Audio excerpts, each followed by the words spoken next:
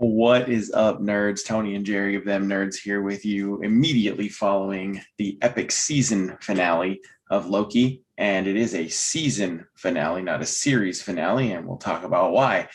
Before we begin, spoilers abound. If you haven't watched the episode yet, please go do so and then come back and see us. We love you guys, but we don't want to spoil stuff for you. So, speaking of spoilers, end credit scene, nothing story wise, but the end credit scene was just a placard that said that we would see a season 2. So we're guaranteed a second season. Good stuff. Good stuff. Deserves it. I think 100% deserves it. I think this is by far. I've enjoyed every season, every series they've put out so far, but this is, I think, my favorite. Yeah, absolutely. So let's get to the action of this episode. We got a few reveals, a few little tie-ins for the future. One interesting thing is they started the show off with a new open.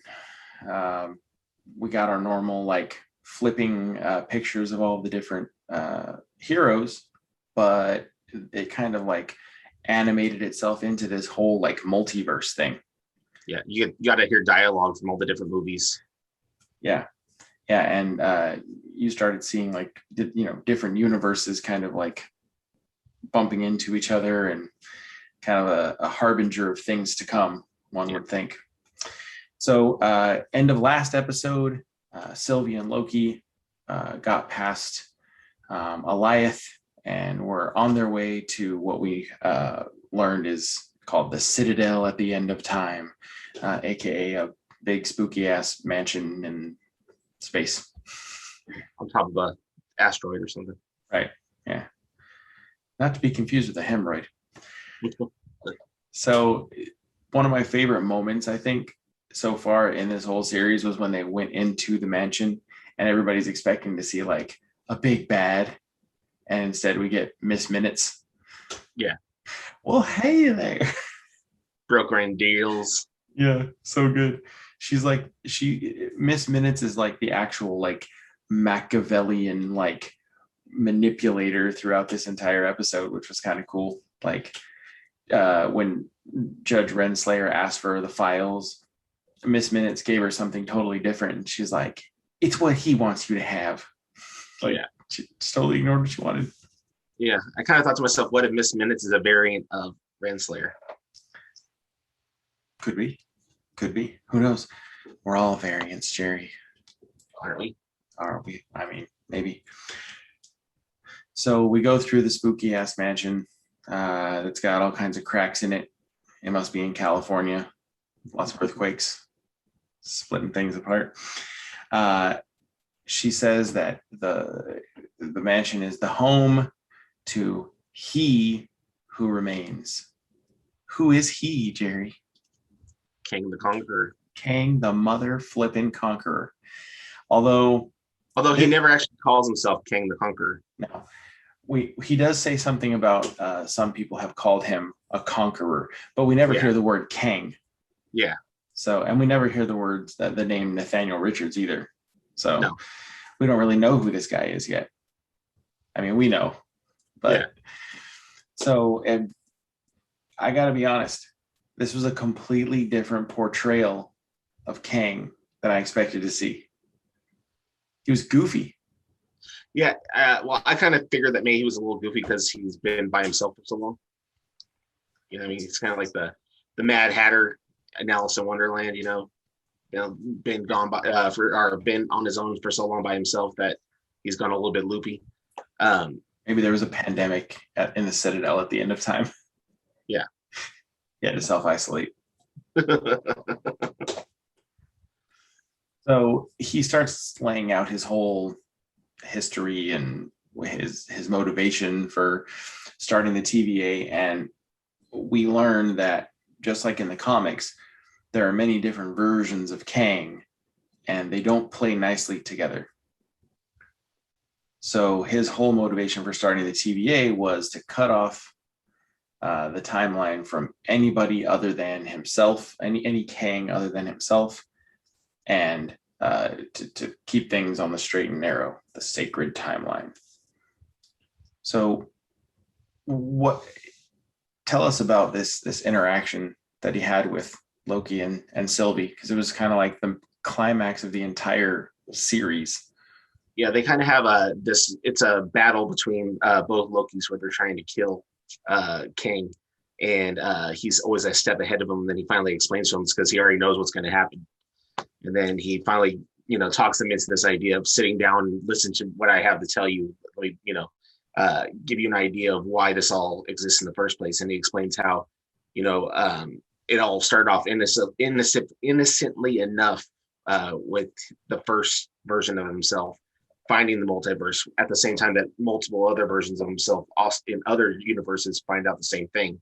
Now they all work together, but then the greed of this power causes the multiverse war.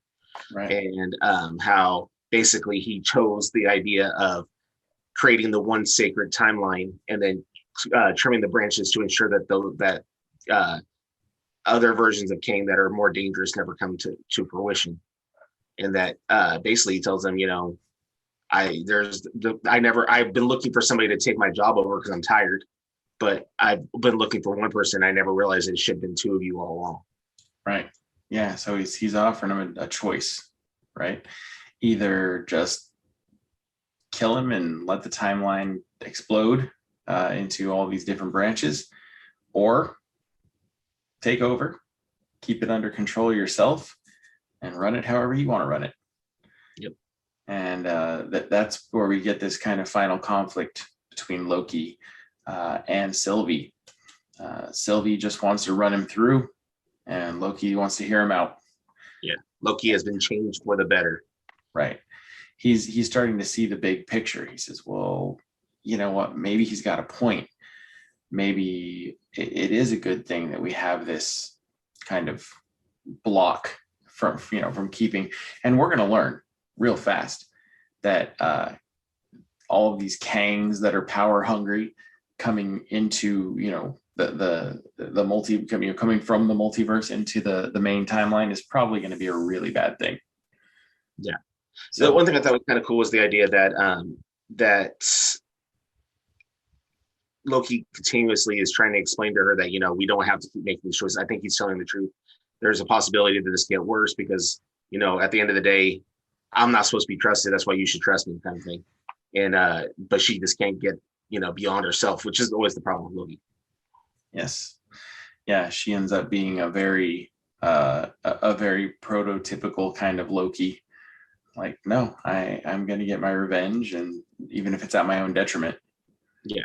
Yeah. So, kind of concurrently, while our two Lokis are dealing with our, Mad Hatter version of Kang, meanwhile, back at the TVA, Mobius goes back. He tries to, I don't know if he's trying to talk sense into Renslayer or if he's trying to be like, hey, I'm going to jack you up, bro. Yeah. But they have their interaction. We found out what the pencil is. Yeah. Tell us about the pencil reveal. Basically, he uses the idea of this school to send back Hunter B-15, right? That's her name. Yeah. To the Franklin Roosevelt School to show when the TVA arrives there, to show them that she's actually a variant herself, and so she kind of breaks that wall down. Right. So I don't remember what episode it was, 2 or 3. We for the first time saw the little Franklin Roosevelt pencil or pen or whatever it was, pen maybe. Yeah. And we talked on the show like it's got to mean something, and it did. We go back and we see that the pre-TVA version of Ravonna Renslayer was seemed to be a school principal at that school, and Hunter B-15 leads the hunters on a chase just so that they can see it, and that kind of opens up that dialogue of like, hey, stuff is not like you think it is. Yeah. So that was pretty cool. I love that we ended this season with a reassurance that we're getting a second season. because it makes me not so anxious about like all the loose ends and where's this going to go and where's that going to go, and like we're going to get some good stuff again. Yeah. So So they return back to the TVA, and we see Mobius and Renslayer, having the conversation, basically saying, we were both friends. How can you do this to me? Yada yada yada. And Mobius goes for the kill and gets whooped once again, but she ends up letting him go, and then she decides to tell him that she's going to head out on her own because she's going to find her own free will. And then I kind of thought to myself, what if Miss Minutes is playing them all? And she actually works for Kang the Conqueror. Seems like that's a possibility. Yeah. So she tells Renslayer that these are the files he wants you to see. And then you see when Loki and Sylvie arrive at the Citadel, she stops them first, and she kind of gives them the rundown of the plan that they're about to hear when they go into the next room, then putting seeds of doubt into Sylvie's head that the offer is even real. Mm-hmm. Yeah, the sort of position of power that this little animated clock seems to have kind of makes me feel like it's almost like an animated sort of sidekick for Kang. Like this is something that Kang created to kind of like do things for him and bring him information and just sort of like kind of a bridge. Because I mean, Miss Minute seems like something that everybody in the TVA interacts with.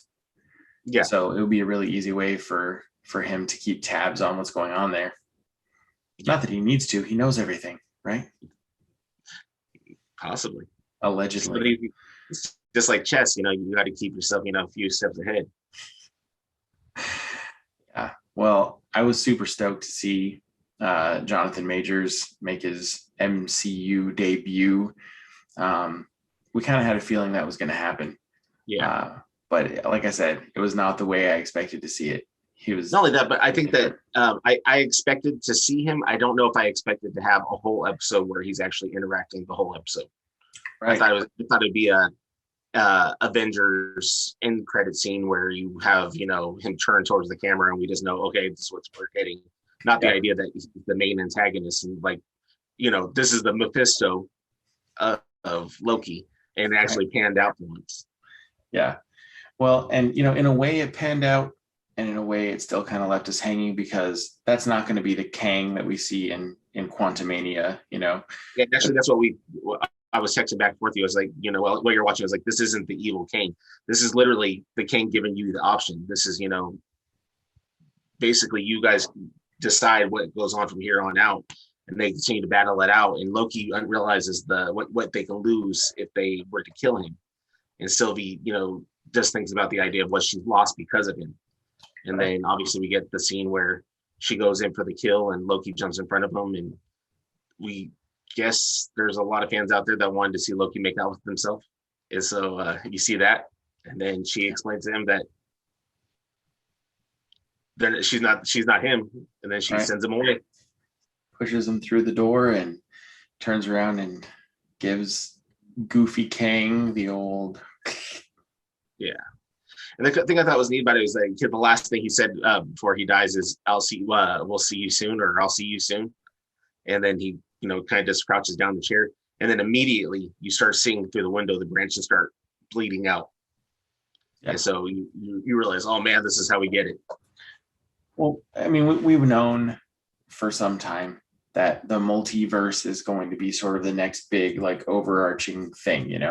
We had the first phase was all about building the Avengers, and then the second phase was all about building up Thanos, and then the third phase was Thanos actually appearing and them fighting him. And now phase 4, I feel like the MCU in general has so many, it's almost, I don't want to say that it's like adrift, but there's no like definitive like we are doing these things.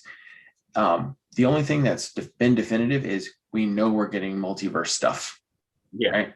And this show really kind of laid the groundwork with all of these Loki variants and with all the branches. And now with this finale, Kang obviously is going to be coming back in multiple different forms, which, for my obsession with Young Avengers, that's a good thing. And then just to have like a big bad, that's also a good thing. Yeah. So I think all of the different Lokis and only a few of them actually like mattering to the narrative is kind of a good foreshadowing for what we're probably going to get with Kang, because we had a Kang that took up most of this episode. He's gone, but he served his purpose, right? Yeah. Kind of like classic Loki, right? He was there, he was gone, but he served his purpose. Somewhere Kid Loki and Alligator Loki are just roaming around the void. I want to know what happens with them. Yeah. But then we had like, President Loki and then all of his little minion Lokis, and like they don't matter, right? So I'm sure there's going to be a bunch of Kangs that don't matter and they get wiped out, and then there's going to end up being like one big bad supreme bad guy Kang who like becomes like the Kang that we know and love or hate, I guess, in the comics. So what do you hope to see out of a season 2? We don't know what's going to happen in the films and other shows and things, but just going off of what we got in season 1, what would you hope to see in season 2? Well, obviously, you would have to wrap up what happened in the end of this one, where we go back to seeing the TVA, and Loki, decides he needs to go find Mobius, and he explains to him that, you hear this conversation between Mobius and B-15 where they're saying, what does he want us to do? Just let these branches get out of control. And they're having this conversation about, what they should do. And I think that us as a viewing audience, we're thinking that they're talking about Loki. And then when Loki goes over and he starts explaining, that they made a mistake and things are going out of control, Mobius is like, and who are you? Like, what part of the, TVA do you work? You're obviously an analyst. What's your name? In other words, he's completely wiped out. Nobody knows who he is anymore. Right. I expected when Loki found Mobius, I expected there to be like a big hug. Yeah. But Mobius is like, who's this guy? Yeah. Get out of here. And then they pan out into the middle of the TVA and the golden elevators that used to be held up by the 3 Time Lords or Time Watchers. Wrong fandom. Whatever. Is now just one statue, when it's King of the Conqueror. Right. And so we definitely have to see what happens in the TVA coming up in season 2. I don't know. I think that the season 2, obviously, I'm guessing they're going to have. I'm guessing they're going to do exactly with that. Trying to trim the branches, but there's obviously going to be some stuff that remains because of the branches itself. So I would hope that that's what it is. I'm always down for the idea of this is how we get every single property we've all been waiting for. So yeah, for real. This is the perfect way to bring in, the mutants and to bring in the Fantastic Four and all of these properties to say like, well, where have they been? Well, they were in, they were being pruned, and here they are. I'm hoping that in season 2 we get a little bit of that action that we talked about with the different Lokis kind of like serving a purpose. Kind of almost like, it's funny that you said Time Lords instead of what were they actually called? Timekeepers? I don't remember. Timekeepers. But it's funny that you said Time Lords, because we've been talking about how like this show is begging for like a Doctor Who spinoff treatment. And I'd like to see that. Selfishly, I'd also like to see more of Kid Loki and Crocodile Loki, Croaky. Yeah. But I think that the most important thing, and this is really the cornerstone of any further Loki content, if I don't see Mobius riding a jet ski, my head is going to explode. Yeah. I also think they have to explain the reason why Sylvie dropped all those canisters. They never really did give a definitive answer to the reason why she did it. Obviously it was to cause, havoc on the timeline, but there had to be something more to that idea. Of what you never really did see a fix from that. So I would be satisfied if the explanation was she did it just to F with the TVA, but it has long ranging consequences. Yeah. That she didn't expect or didn't care about, and that the TVA didn't expect. And that leads to further shenanigans, and that could literally be the entire, season 2. The variant Lokis and Mobius and B-15 running around trying to solve all these issues that were caused because of Sylvie and her canister situation. Yeah. But any final thoughts about this episode, this season, or anything else, Gerald? I just think that it was the best series they put out so far. I think that Right. it was really well thought out, and the idea of having to get us to a point where you explain the reason why a lot of stuff that hasn't been in the timelines altogether. Now they've given themselves an out. There's a way to include anything you want to include from any franchise, or create everything brand new and not screw up with stuff that was there before. Right. Well, they already messed up the timeline so badly that Korg is sitting on Deadpool's couch. That's right. Watching trailers. That's right. A video about that too. Yeah, for me, final thoughts, final takeaways, just to echo what you said, like the 3 series that they've put out so far have all been fantastic. And I love that they've all 3 been so different. They've had totally different treatments, different thematic sort of feels. And I feel like they've all sort of done different things with their heroes. With WandaVision, Wanda was a hero, but by the end of the show, we started seeing her as like, oh no, she's kind of a threat. And in Falcon and the Winter Soldier, we started seeing that pretty much every hero that was on that show, including John Walker, including Sharon, they were all shades of gray. Yeah. And then with this show, we have a whole bunch of villains, variants of the same villain, basically, who end up being pretty heroic and pretty likable. And the reason why I'm kind of just like recapping all that is because I love how these shows have given us that kind of comic book approach to the characters that has been a little harder to hit in the movies. Comic book characters are not black and white, they are shades of gray. There are villains who are likable. There are heroes who are not very likable, or who have, huge character flaws, like think of like Jean Grey or Sentry, these people who have these massive powers and are typically thought of as heroes. And then in the comics, maybe sometimes they get a little squirrely and people have to shut them down.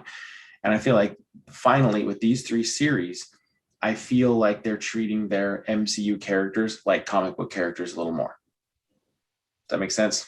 Yeah, it makes sense. All right. Next, coming up on Disney Plus, we've got What If, right? Which coming out in August. And I will be posting tomorrow our sort of preview and our hopes and dreams and wishes for What If. So stay tuned.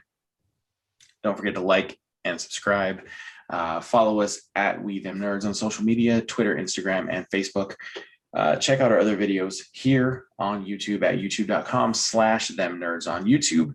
And I think that will do it for us tonight. Be good. Be good to each other. Stay nerdy. Later, nerds.